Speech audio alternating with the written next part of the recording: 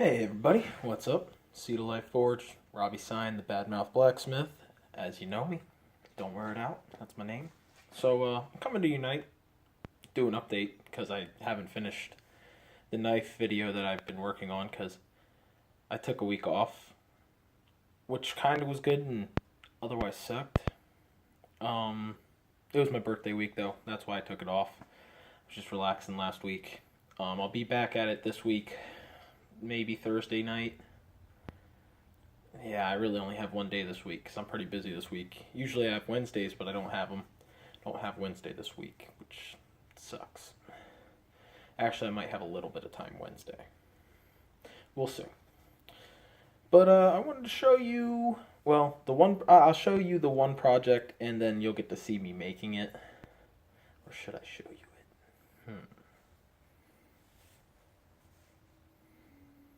Yeah, why not? Alright. It's just an update. I've been working on this knife. It is ball bearing Damascus, and I'm not going to show you the pattern, because you probably can't see it too well. You can kind of see it. But I've been working on this. Clip point hunter. About 5.5 inches. Dang sharp, dang cool. And you'll get to see it. There. Listen, it's not a perfect knife. Actually, it's a really good knife. It looks really good. Actually, works really good too. But the pattern didn't come out as well on one part as it did on another. All that, but in the end, it's still a really cool looking knife and a really good functional knife. So I'm not really worried about it. I think the guy that's made for will like it. I mean, he knows I'm not a professional. All that, we're good. Also, this knife is gonna get remade. There's like 2 or 3 edge cracks in it, and yeah, it's getting redone. I hate this knife. But I'm gonna redo it with like 4 or 5 like bars or like other knives and bars of like good Damascus that I have. I'm just gonna cut them and fold them. And you'll get to see me do that before I even do that. So, good news and whatnot. This week we have another project that I'm gonna work on. I'm not gonna work on the handle on that knife, because I haven't figured out what I want to do yet. Haven't decided on micarta or wood yet. Probably gonna go wood, but I'm still debating on micarta. But I got something else. Didn't get this for my birthday. I bought it on my own. A really old 4-pound octagon sledgehammer head. This thing, it's heavy, man. I love it. I love it. I love it. I love it. I love it. I love it. And I'm gonna drop it on my foot. I don't have regular shoes on. But yeah. I've been saying in all my videos I want a flatter, or at least I think I have. If I haven't, I've been saying it in my head, I want a flatter. Well, this is becoming my flatter, and I think we're going to start and possibly get that done this week, if it doesn't take too long. It's probably going to take for frackin' ever, but yeah, we're going to do that. I mean, this thing's over like 100 years old. I know some people are like, don't destroy history, that's a historical tool, but you know what? It's gonna earn a new life as a new tool that's actually useful and used. So we're just repurposing it, and I don't think that, personally, to me, repurposing a tool is like, it's the bee's knees, it's the shiz. You know, it's repurposing a tool. It just makes, especially with me, like there's no sentimental value in this. There's none, and there wasn't sentimental value probably otherwise. It was a scrap from an old farmhouse. They would repurpose tools like this all the time. So, yeah, we're going to repurpose this hammer into a flatter, give it new life, and everything like that. It's going to be awesome. But, that's not the title of this video, is it? The title of this video is Cool, Amazing. No, what it really is a awesome piece of American blacksmith history. So like I said, it was my birthday last weekend, and I got a few things that I needed. I got a tap and die set and a Dremel tool. Those will be really helpful with everything. But and I really loved getting those, and I mean, yeah, they're gonna be put to use. I already got some ideas from some videos I've been watching. Not even about using those, but just people like using them, like right after I got them, and I was like, oh, they're just giving me so many ideas. I hate people. But yeah, So I go up to Baltimore on Saturday. It's Monday. So Saturday the, I want to say 21st? No, 22nd. It is Monday the 24th of October, 2016. I like to tell you guys this because it keeps you a date for like knowing like, yeah, it takes me a while to get videos up. But I go up to Baltimore and I'm seeing some family up in Baltimore. My mom's sister and her husband, my uncle Tim, my aunt Peggy, their kids they're really close family. It was a lot of people's birthdays. We're all Libras, not all of us, but a lot of us are Libras. That's really a joke. I don't really believe in all that stuff, but we're all born before the 23rd of December or something like that. We're all like really close. We're like 2 days apart each. There's three of us. My cousin's fiance, my new little cousin who's awesome and cute and everything, and me. So yeah, we're all there. We're all doing that, and we're giving out presents. And I didn't think I was getting anything because I got all my presents and cards already on Wednesday the 19th when my birthday was. Uncle Tim walks up, and he's a huge outdoorsman. He loves knives. He loves all outdoorsy things. I mean, he's a really close guy in my life too. I love him so much. And I've known him since he's just been close to me since I was born, even like just like in the family even. And then as I grew older, all that, we just got closer. We share a lot of loves for certain things, and he gave me probably one of my most favorite gifts for my birthday. The others were awesome, and I really do thank my parents for those and everything. And those are going to be very useful and very helpful, but he gave me something that has a lot of history behind it. A lot of family history in his family. He's a Marian. He married my mom's sister. Yeah, mom's sister. I'm blanking. And he joined the family. And this is actually from his family, who I am not related to. I've met plenty of them. We were close to his dad and his mom and everything.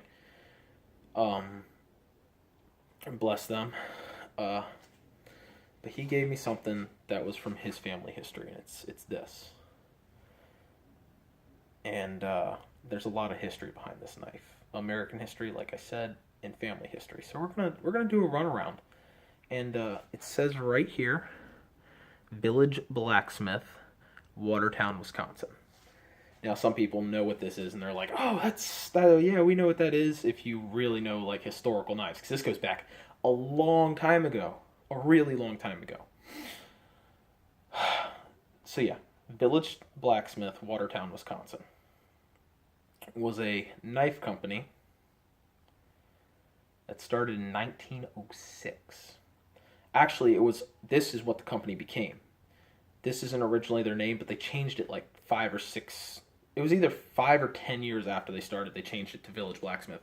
And Village Blacksmith, this knife is probably over 100 years old.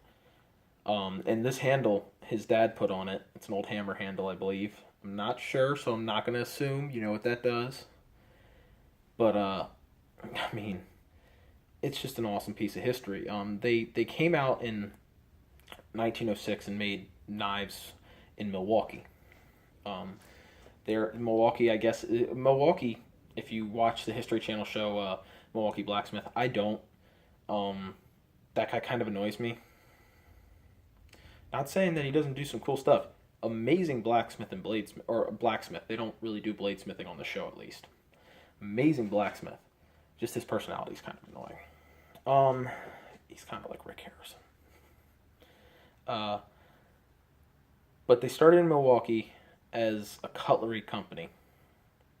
I can't remember the name of it. I have a whole link. I'm going to put the link of the history down below, because it'll diagram it better than me trying to go through it if you really want to read it. Otherwise, I'm going to give you a brief history and everything and just tell you that this knife means a lot. To me, personally, it means a lot. And to just bladesmiths and historical people in general, this blade is like, this is a piece of history in America. So, in like 1915 or something like that, somewhere in there, like 1910 to 1915. I can't remember the dates exactly. I'm sorry, not good with dates. I'm not good with numbers. I'm good with history, but not the numbers in history. Like, yeah, I know what happened at Waterloo, but I don't know what year it was. 1813, no, 1816, I think. Sorry, historically minded. And they had this company, and they were in Milwaukee. They started in Milwaukee and made knives. Um, then they moved to Watertown, Wisconsin, and built a brand new factory, and renamed the company Village Blacksmith. Well, this is obviously a forged blade. There's forging marks all up here, all down through the middle here. I mean, it's a forged blade. There's no doubt. Somebody put this in a fire and banged it out. And they did. It was a company back then that hired men, because, you know, America is sexist and everything back then, whatever. Yada, yada, yada, history. Sometimes it sucked for other people. But they hired men to do blacksmithing in this giant factory. I think it was like 90 men were blacksmiths. And they had a huge forge and forging area with anvils and everything. And Village Blacksmith started making knives and butcher cleavers and just everyday farm tool equipment. All the way from bushcraft knives for like field chopping and just like and stuff like that. Cowboy knives, not like Bowie knives, but like this style. Well, it's a very they said this is a carving knife. What this style really is, the style of knife right here. They call them American frontier knives, and they're a really old school style of knife, usually very thin, with the partial tang, not the full tang through the handle. Actually, this might have had a full tang at some point. With this handle being redone, I don't know, but I don't think so. Yeah, I don't know. Can't tell. But this knife was one of their knives. They called it a carving knife. Like I said, it's made after the American frontier style knife that the French introduced to the Indians. The French were very big in making that style of knife, and it was a very early American style knife. And it had so many different variations. And you can see Green Beetle, he made one out of a frontier wagon wheel. And like I said, they just call them frontier knives. They had so many different styles and stuff that it's hard to track, and they became useful for other things. Like I said, like carving and cutting knives and stuff like that. They became a style for culinary and all of that. They became this style for farming tools and stuff. And that's what I believe this knife is, or this blade style is kind of mimicking. But back to this. This company hired blacksmiths, and they mass sold knives to farmers and people across the United States. Now, as a blacksmith and a bladesmith, to me, that is amazing. Because I think this company closed down in like 1950 or something. And they really had stopped forging a lot of the blades by like the 1940s and 1950s. And one of the reasons was because in like the 1920s or 1930s, again, I don't remember the dates, guys, but their forging area exploded, and they rebuilt the company and kept forging knives. They're actually now another knife company that's still around. But they mass-produce knives by blacksmithing them. And other blades, farm equipment and tools and everything like that. They mass-produce these things. But the thing is, as you know, when you have three blacksmiths working on the same style knife, doesn't matter. They might look very, very similar, but no knife is the same. Every one of these knives will have some difference that maybe you can't even tell, but there's a difference. There was even just a difference in how it was made, even if they looked exactly the same. And that's what's so cool about knife making. And so, yeah, this knife is probably over 100 years old. And my uncle gave it to me with what it said on it and everything, and it really means a lot to me. This knife is awesome. It was definitely forged. It's definitely old. It was it's just an amazing piece of American history and of his family's history. And for him to give this to me, it means a lot. And I really want to thank him. And he does watch my channel, so thank you, Uncle Tim. It means a lot to me to be able to have this. So what I'm going to do in the near future with this knife is I want to put it in a like a frame box for like a portrait or something, like a 3D frame box, if you like a portrait but 3D kind of. And I want to mount it, and I want to like kind of vacuum seal it or something, get the air out of it, so and make sure nothing will get in it. And when I get my new shop built, excuse me, guys. Oh.